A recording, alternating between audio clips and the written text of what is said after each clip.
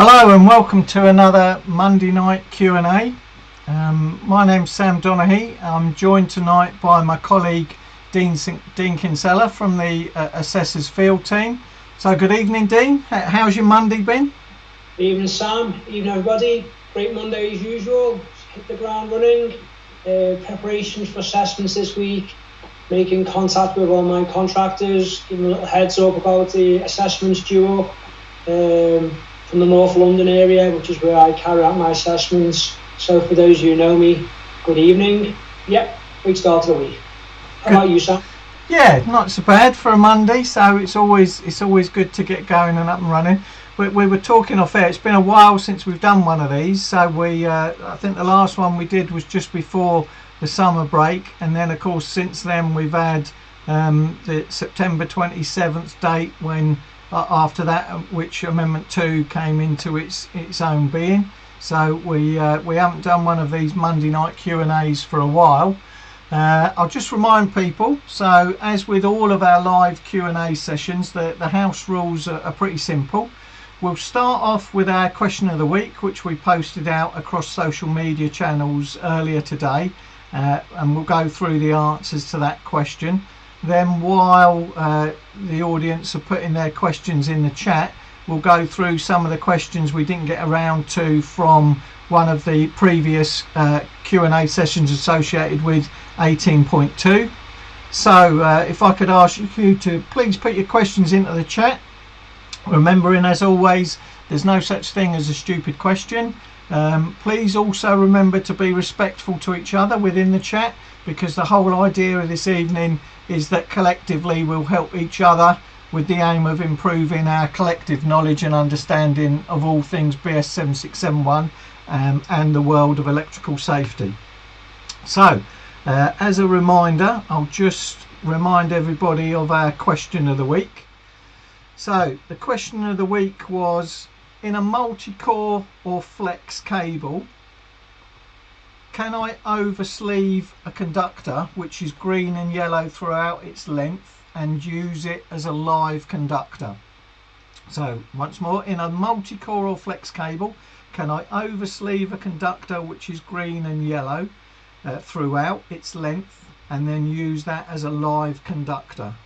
So what's our thoughts on that, Dean? Can we do that? The answer, plain and simple, Sam, is no. So for those you may be thinking yes or maybe, let's go for a straight no, but we'll give you some background information as to why it's a no.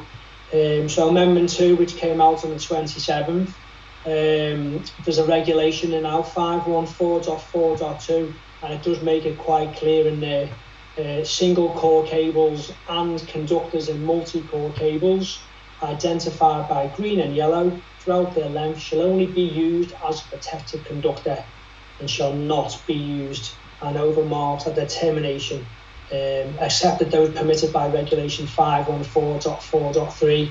So this is a change from the previous amendment, so it's now being clarified. So with that, we're saying no. So obviously there's going to be a question as to why did this change take place? Well, it's to prevent confusion with regards to the purpose of said conductor. There were often problems with regards to the overmarking, or it wasn't even being overmarked at all, it was being omitted, or it had fallen off, it had been poorly marked up, identified, which was leading to confusion, but more importantly, potential to lead towards electric shock or the risk of electric shock. So with regards to this concern, it was clarified in Amendment 2. Obviously there's always going to be, or not always, but there's going to be exceptions. So the only exception in this situation, those who've got your book handy, 514.4.3, it's concerning pen conductors, which combine the functions of both the protective conductor and a neutral conductor. So pen conductors can be marked either green and yellow throughout their length, with blue markings at the termination, or blue throughout their length with green and yellow markings at their terminations. So no, and there's the reasons why. Yeah, absolutely. And it's just worth saying, we'll just flash up a quick slide that really shows the difference between this regulation in the blue book and the brown book. And you can see that in the blue book it just referred to single core conductors identified by green and yellow. So it's been clarified in Amendment 2 that the intent was actually to include multi-core cables that are identified as green and yellow. So what we've highlighted there is the clear addition, and that's really the difference between blue and brown books. So brilliant. Okay, another question that we had left over from the 18.2 event was associated with testing RCDs. So the question was, when testing an A-type RCD, we were told to test and record the 1 times value. Do we still test and record the type AC RCDs with the 5 times value? And this was a question, along with some others associated with RCD testing, that really came from a lot of places and a lot of people around the time of the change. I think people are getting to grips with it now. If I show you the note that goes with the regulation for testing, so there are 2 areas where we talk about testing RCDs. One under fault protection under the section for automatic disconnection supply, and then secondly for additional protection, and they both contain the same note, which clearly says regardless of the RCD type, effectiveness is deemed to have been verified where an RCD disconnects within the time stated below. And then these are the 2 bits to bear in mind. Firstly, with an alternating current test, so that's an AC test, and then secondly at its rated residual operating current, so that's times 1.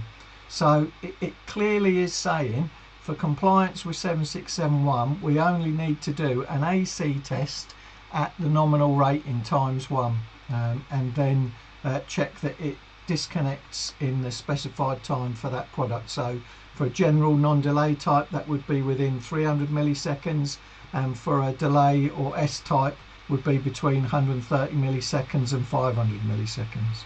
So nice and clear there, and hopefully that clarifies that, because that, I'd say that was probably sort of one of the top 5 questions we were being asked after the Brown book was first published.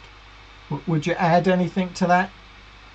Nothing technically. The only thing I would say is just take it as a positive rather than a negative. Changes gets brought in for a reason. If you look at it from a point of view where you might have a commercial fuse board with 24 ways on it and they're all RCBOs, that's a lot of time saved now with regards to having to test them. And these devices are tested by the manufacturer, so they come out already being type tested. We're just adding a test on top of that. So my advice would be take it as a positive, not as a negative, and see it for what it is, and take the benefit from it. Yeah, absolutely. Another question we've got is around our SPDs. So the question was Regulation 443.4.1 SPDs, Item 3. What does the NIC constitute as a significant financial loss, and would this include consequential losses? So just to remind people, the regulation that we're talking about, we're showing you on the screen now. So it's to do with protection against transient overvoltage caused by an indirect lightning stroke, and we're looking at ident 3 about where protections required where the consequences of overvoltage could result in significant financial or data loss. So can we decide on what's significant, Dean? No, as an organisation, no. The only time that we would is if we were having any work done and the decision was asked to us if we wanted SPD included. But with regards to as an advice, then we don't know what the loss is to that particular business. It's down to the people who run the business to make that decision. and the contractor needs to have that conversation with the client or the person ordering the work about what they class as what could be a consequential loss to them running their business, how detrimental it is long term or short term. And there's many different factors to consider, so it's not a one cap fits all. Yeah, I mean, generally the electrical contractor isn't going to know what's significant in terms of financial loss to the owner, and so this is something that we believe that the contractor should take the time to advise the owner about what the possible outcome of a transient overvoltage could be, and the risk of them occurring, and what mitigation actions can be taken to prevent those issues. But ultimately the financial aspects will be down to the owner. The contractor won't be expected to know what's significant to the owner of the building, because they may well differ in opinion. So it really is down to the owner, and something that we would suggest wants clarifying and then documenting. If it is the reason that SPDs are omitted is because the owner believes any financial losses wouldn't be significant and would therefore be tolerable, then that's the kind of thing that should be documented so that there's no confusion at a later date. But yeah, not something that the contractor can decide in isolation. Yeah, just to add on to that as well, with regards to documenting it, what the contractor's got to be mindful of is I doubt very much they're going to be able to get the client or the owner to sign anything with regards to a disclaimer as such, but to make it clear on the certificate that the conversation has been had with the persons involved or responsible, and then maybe follow up with an email as well to all the different people involved in that particular project. Yeah, absolutely. We'll take one more old one before we get some of the new, because it's great to see there's plenty of questions coming in. So we'll take this one. When is it compulsory to use the new AM2 certificates?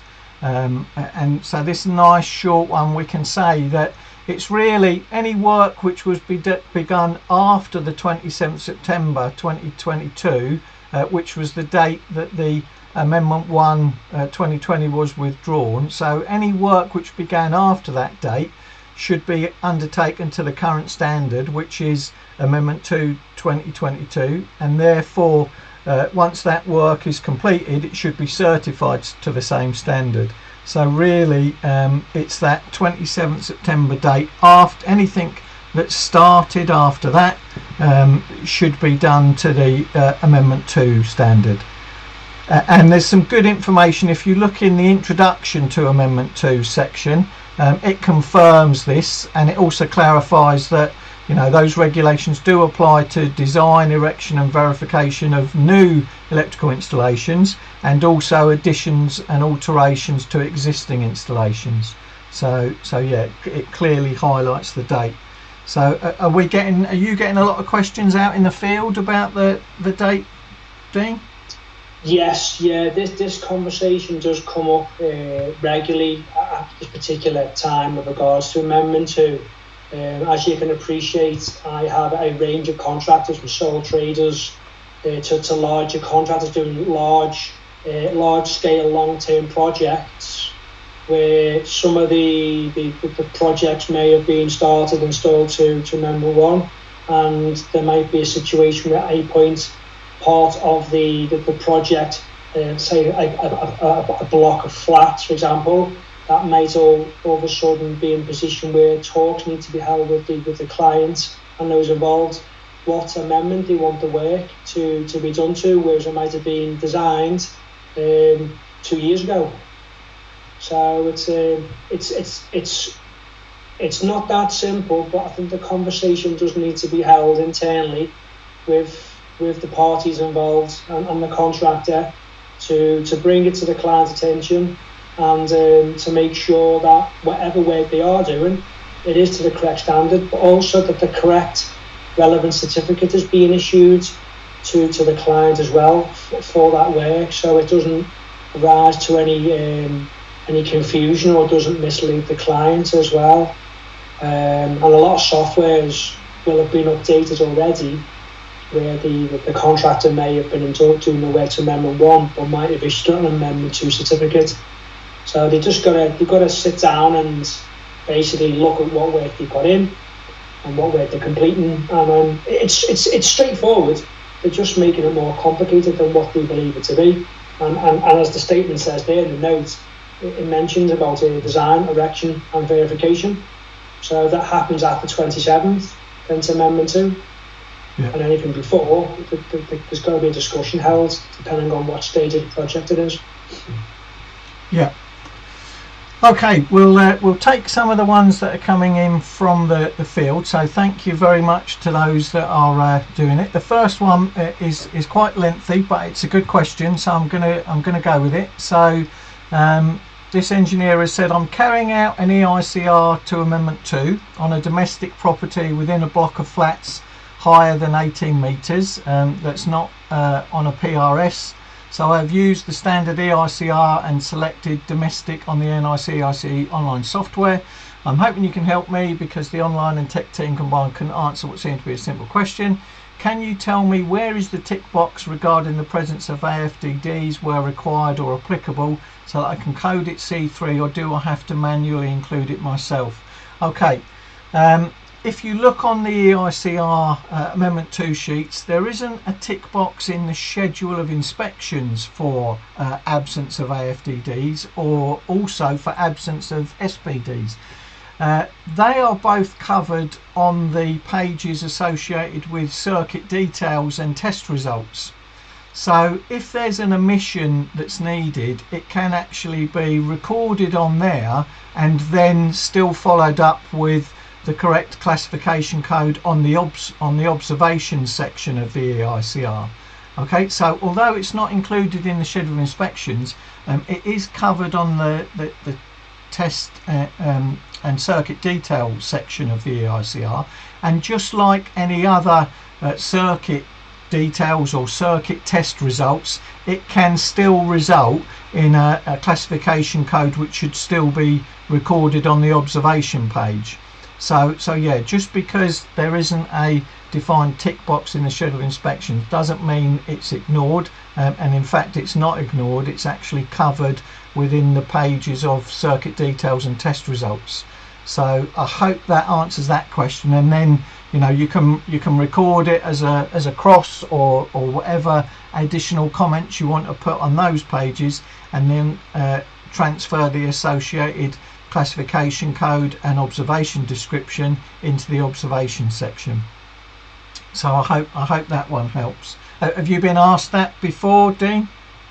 Yeah. So we just apply the same information what you said, Sam, and what we do is generally we'll access the online certification and just show them where it is, because obviously a picture paints 1,000 words.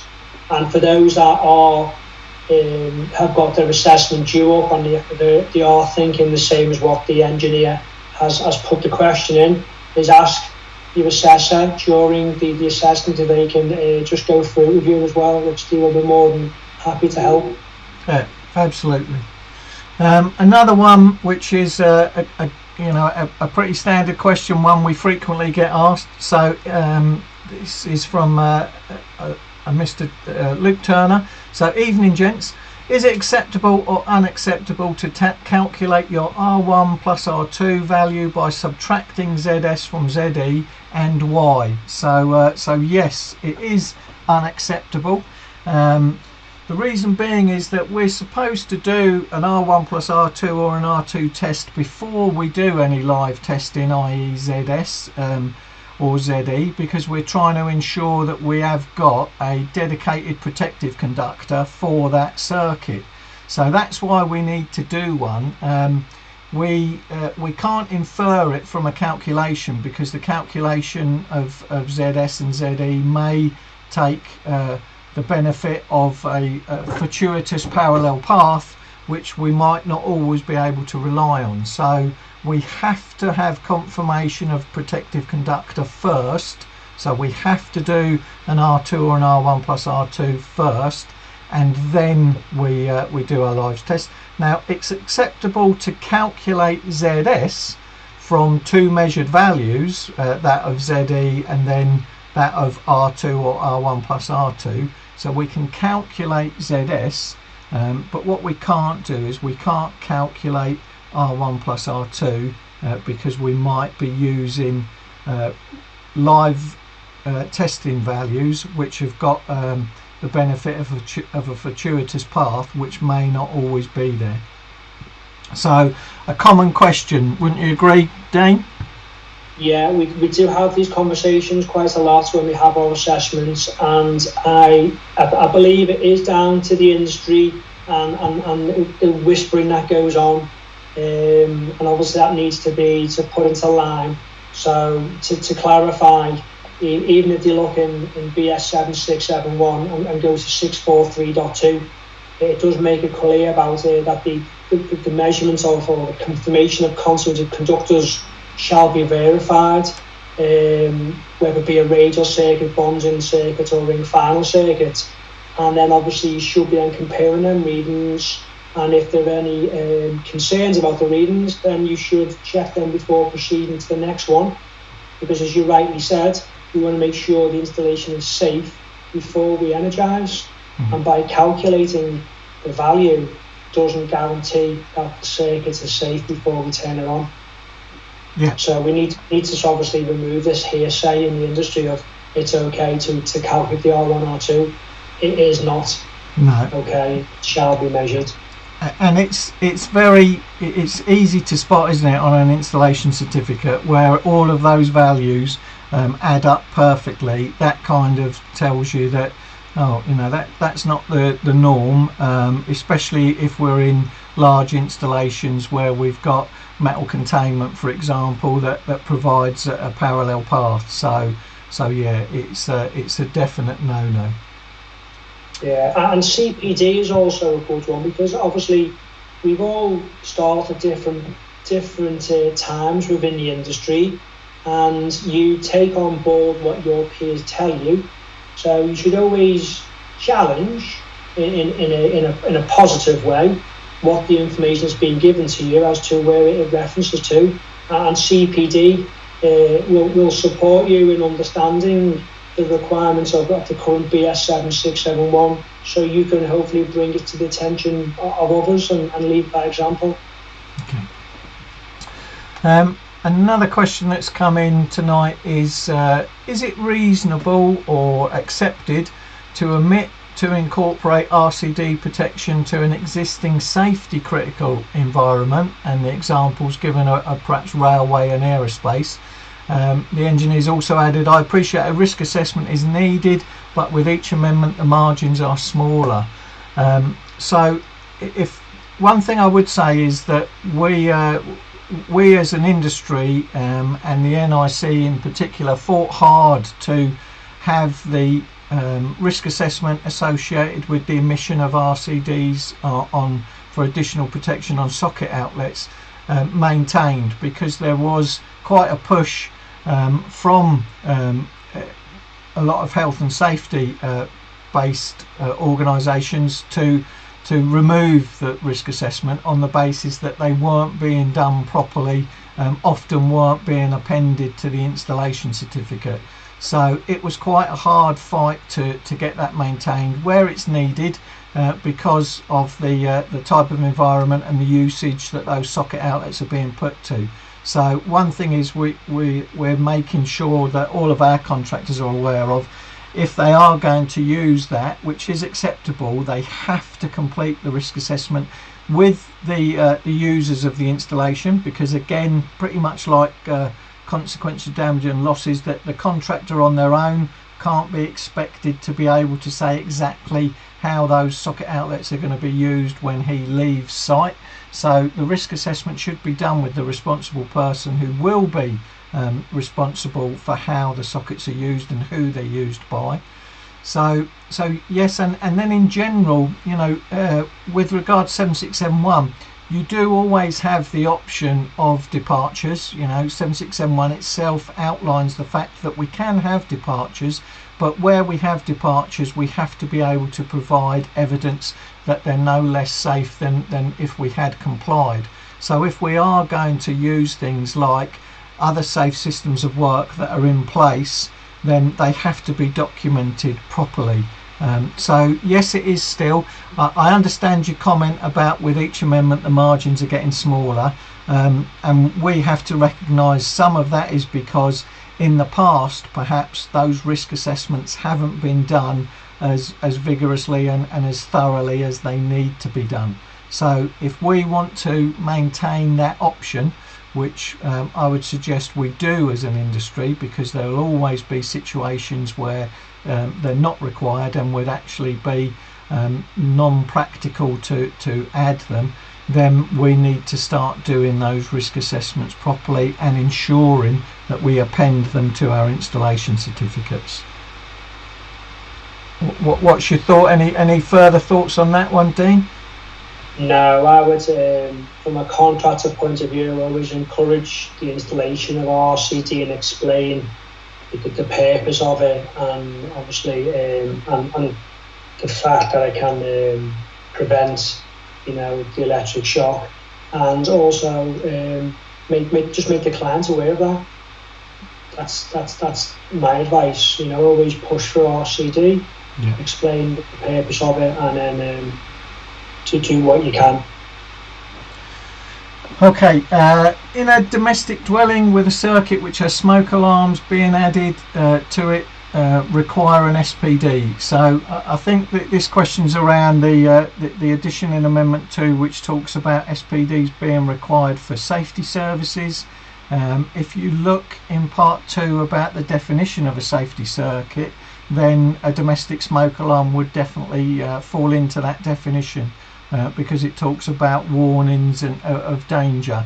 So yes, if you are adding, if you're going to install a domestic smoke alarm, then that circuit would require surge protection, because that domestic smoke alarm would be considered a safety service and would therefore require over voltage protection with means of an SPD in order to comply with that ident 2 of the over voltage protection reg. So a bit of a change, perhaps not something that we're overly happy about, because we can see potential conflict between people putting smoke alarms in, which we see would be far more beneficial than putting SPDs in. So it's something that we as an organisation are still working on, but right now it's clear that SPDs would need to be fitted for a safety service, which the definition of which domestic smoke alarms fall into. Yeah, it's just again just a quick note on that. There's different forms of domestic smoke alarms as well. Obviously you've got the hardwired battery backup, and you've got the battery only systems as well. Yeah. So there's considerations there. Yeah, I mean, obviously we'd see as smoke, hardwired would give us better degree of supply in terms of they're not going to run out of battery. So we'd see them as, but you're right in that it is a consideration. But again, this is one of those ones where it's perhaps unintended consequences of what's being considered as an enhancement when it actually ripples through, and there are situations where it could cause problems. Another related question which has come in straight: if extending a lighting circuit to install a smoke alarm, does the cable now require RCD protection? So that would very much depend. So if we're talking about a domestic smoke alarm, then so it's a smoke alarm on a domestic lighting circuit, then the domestic lighting circuit falls under the requirements of requiring additional protection by an RCD. Also, it would be the case if you're burying the cable in the fabric of the wall at a depth of less than 50 mil, it would require RCD protection. and likewise if it were a TT installation, it could quite readily need RCD protection just because of the possibility that you're never going to meet the maximum ZS of a fuse or a circuit breaker or another type of overcurrent protective device. So yeah, in general, but it would depend on the cable. But yeah, if it's part of a domestic lighting circuit, which generally it will be, then that domestic lighting circuit, additions and alterations or new circuits would require RCD protection.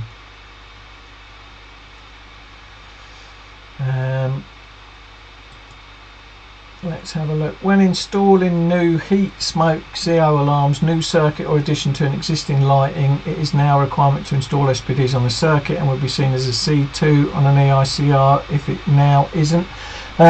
So yes, it is a requirement now. If we're looking at an EICR to an existing installation, then because it's providing enhanced protection, we'd only see that as a C3, because it's unless it was a situation perhaps where we're looking at it's needed for protection of human life, which I don't think a standard existing lighting circuit would be. So if we've got an emission of SPD on a domestic lighting circuit which is used to supply a safety service, we'd see that as a C3, not a C2, providing that obviously there was no other issues and there was adequate fault protection, etc. on the circuit. Well, Sam, when the new Best Practice Guide 4 gets released to cover Amendment 2, I guess, well, there'll be them amendments will take place and be included for such situations like that. Yeah, absolutely. As part of the coding updates. Absolutely, and we're expecting that by the end of the month. And in general, you know, it's never seen as the regulations being retrospective. So normally when enhanced protective devices are added to an amendment, then the emission of those enhanced protection devices is generally a C3 on existing circuits, because we work on the principle that it was actually satisfactory yesterday, and because we've enhanced things, it doesn't make it unsatisfactory the next day. It just means that it could be improved, i.e. brought up to current standards, but as 7671 itself says, just because it's been designed, installed and tested to a previous version doesn't make it unsafe. Let's have a look. There's a long question which I'm going to read, so I'm going to fire out. I'm going to try and find a quick one first to give me a bit of time to read the long question. Well, thanks for joining us. So it's great to see that we are getting questions back in when that's interesting. So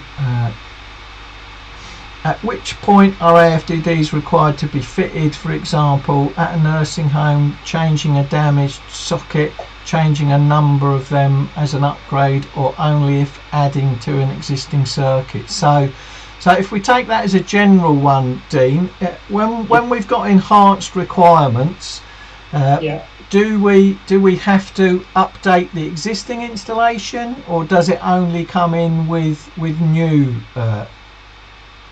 new circuits, for example?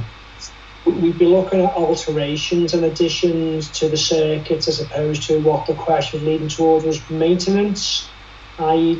more change of a socket. Was that mentioned, Sam, in the question?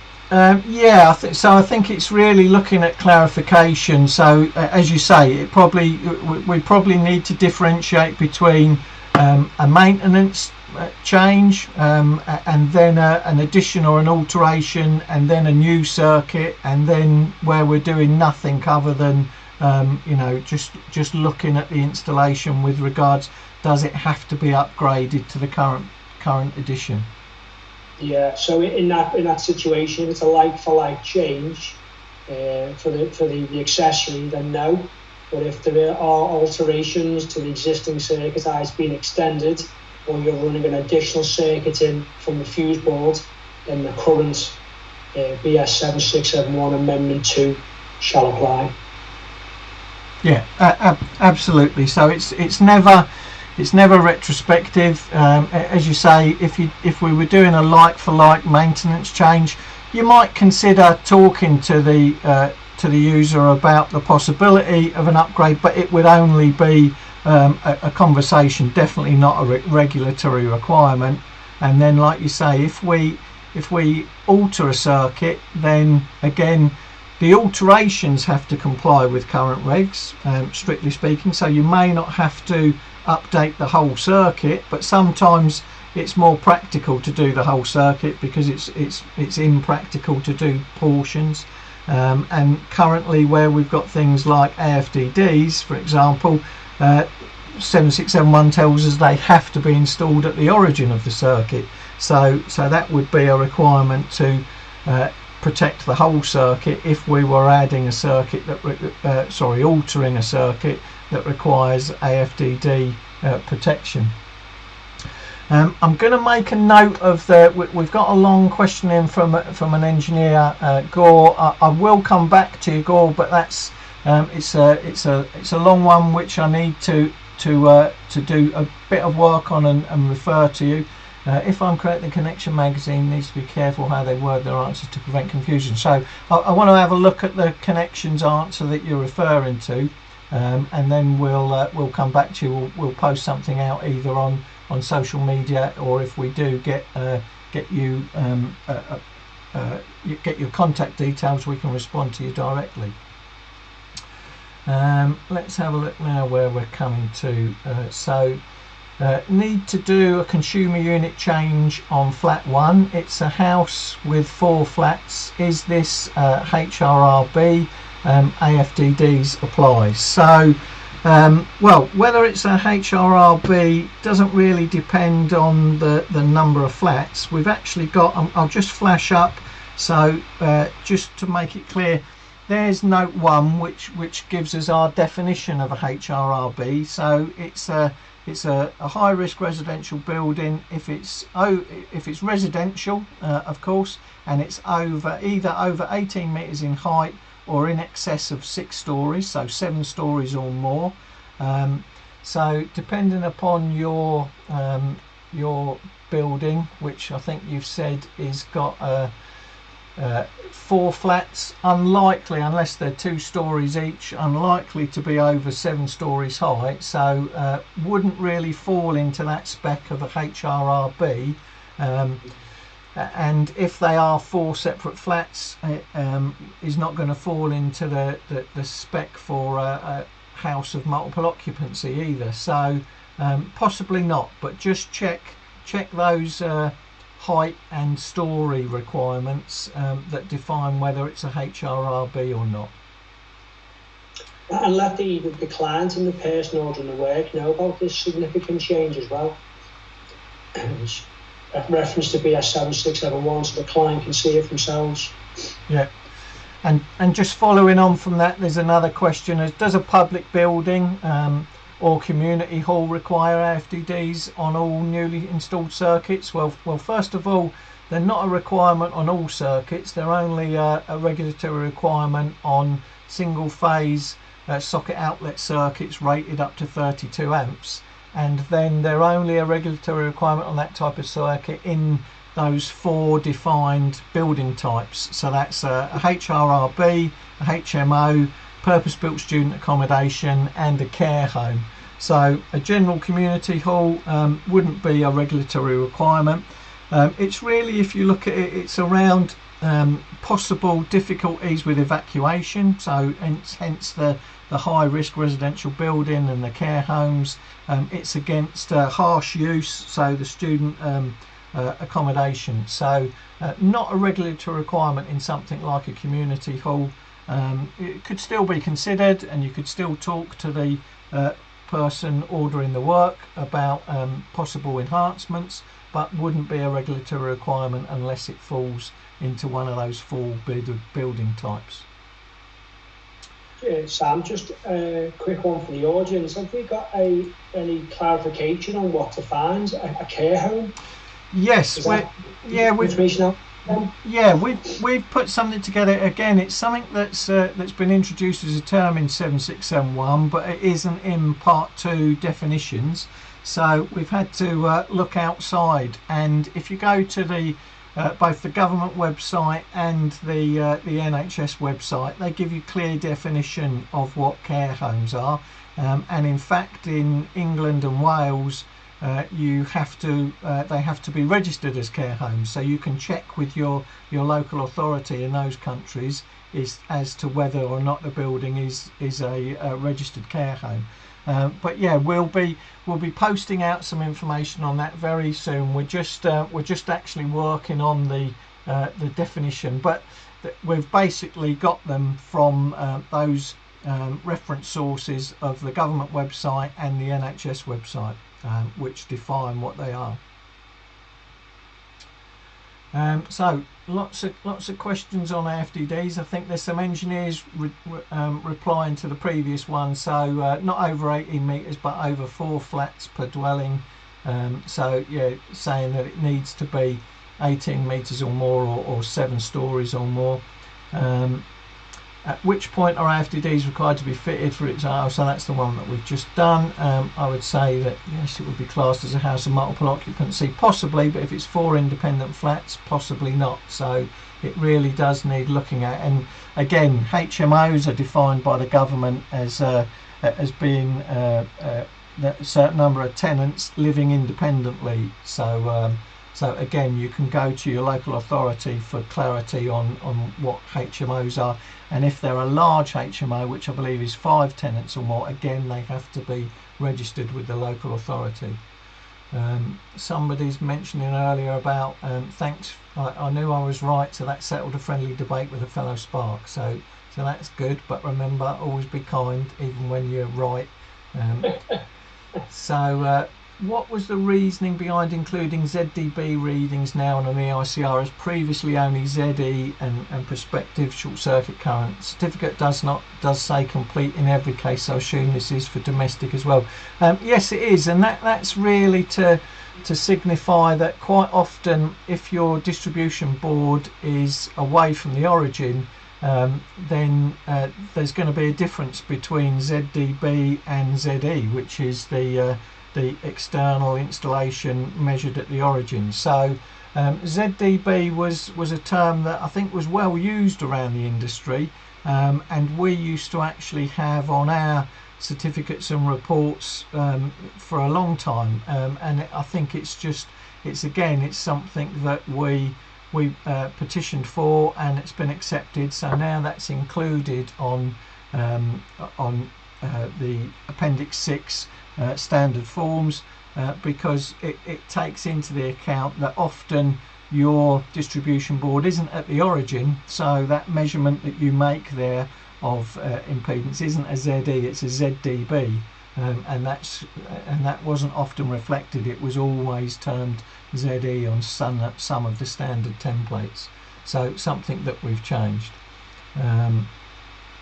And also to consider on that, Sam, if you've got a distribution circuit, then the ZDB value will have to be considered differently than the earthing arrangement at the source, depending on the type and size of the overcurrent protector device for that DB circuit as well, which gets overlooked. Yeah, very much so. Okay, another question. In an EICR, can we calculate R1 plus R2 values? No. So again, same issue, but you still can't. No, you can't. You've got to be able to confirm that you've got a dedicated protective conductor for that each circuit, and therefore that needs an R2 or an R1 plus R2 measurement. Or they can put an NA in there and use the ZS value, Sam, to confirm CP continuity. Well, no, they're going to need an R2 or an R1 plus R2, because that's your confirmation that you've got a dedicated protective conductor. Your ZS again could be is a live test and could be taking the benefit of a fortuitous path, which might not always be there. So it would be. I think it would. You could record it as a limitation, but that's a hell of a limitation to say that you've not been able to confirm that you've got a dedicated protective conductor for your circuit. You'd need to speak to the to the people that you're doing it, as with always, and explain what those limitations are. And they're not one that we'd recommend on that. An ongoing question I get asked is when is calculated ZS allowed rather than a measured value? Well, calculated ZS value only allowed when you've got measured values of R1 plus R2 and ZE. So that's a nice one. Someone saying hello to you, Dean. An engineer cell, so that's good to see. Yes, oh. So if we install main smokes in a property, we would potentially need to upgrade the consumer unit to provide an SPD. Well, you'd certainly need to provide over voltage protection for that safety service. That's the situation that we're in at the moment. That regulation clearly says that you need to provide over voltage protection for safety services. There is something that's being considered is you could think about a departure, and if you've got evidence to make it clear that with the evidence information you got, you can confirm that there's no risk of an over voltage due to lightning stroke, or there's other mitigating circumstances that you're aware of. So that's a possibility. But right now, if you were to add a safety service, which a main smoke detection circuit would be considered, then you would need to think about SPD protection if you want to comply and not go down the departure route. And someone's also added, either upgrade the board, add an external type 2 SPD before the board, or retrofit an SPD to the existing board if space permits. So yeah, you're going to need to look at how you protect that circuit, whether you need to protect the whole installation, and don't forget, ultimately, if you want to protect that circuit, if it's a remote circuit fed off a distribution board, then you might also need to consider how that remote board is fed, because obviously just protecting at the remote board won't be enough. If you've got a hierarchical system, you would need to go back to the origin to provide total protection. Yeah, it's not a one cap fits all situation. No, you've got to usually put your engineering cap on and go through it properly. Okay, we've overshot our time again, which is good in lots of ways. I just want to finish on another one that we're constantly getting asked about, and that is to do with will I need to install AFDD? So again, I think we've answered that. If on an existing installation we do an EICR, so if we did an EICR on an existing premises that is above 6 stories or 80 metres, so it falls into the falls into the definition of a HRRB, and we're doing an EICR, would we need to install AFDDs, or does this apply to a new installation? So I think we've already said that no, the regulations are not retrospective, so it wouldn't be a requirement to add it to an existing installation. Typically, like that, on an EICR we would recommend coding as a C3, providing of course everything else was okay, so you add adequate fault protection where required, etc. But if it's just the fact that you've omitted AFDDs, which have only recently been introduced, then it would be looked at as a recommended improvement to bring it up to current standards, but not a requirement. And one that we get asked a fair bit is, out of curiosity, would a timber framed building be classed as a HRRB?